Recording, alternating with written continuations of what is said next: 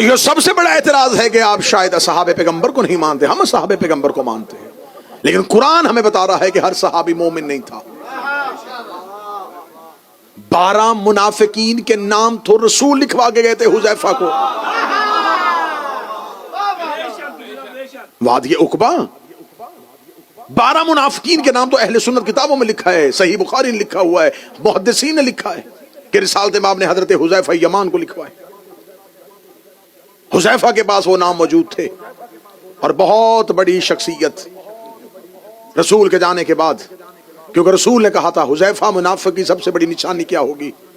سب سے بڑی نشانی یہ ہوگی نام نہ بتانا، نام بتاؤ گے اسلام یہیں پہ رک جائے گا، تبلیغ اسلام کا سلسلہ بند ہو جائے گا۔ یہ آواز بلند کر دیں کہ کل مسلمان کرتا ہے، مسلمان کرنے کے بعد پھر ان کے قتل کے فتوے دے دیتا ہے، تبلیغ اسلام رک جائے گی، تو نام نہ بتانا۔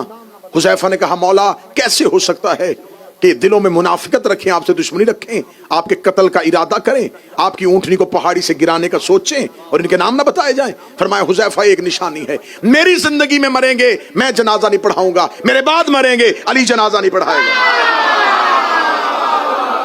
اب ہم سے یہ نہ پوچھا کرو کہ تم کسے مانتے ہو کسے نہیں مانتے، ہمیں یہ بتایا ہو کہ علی کس کے جنازے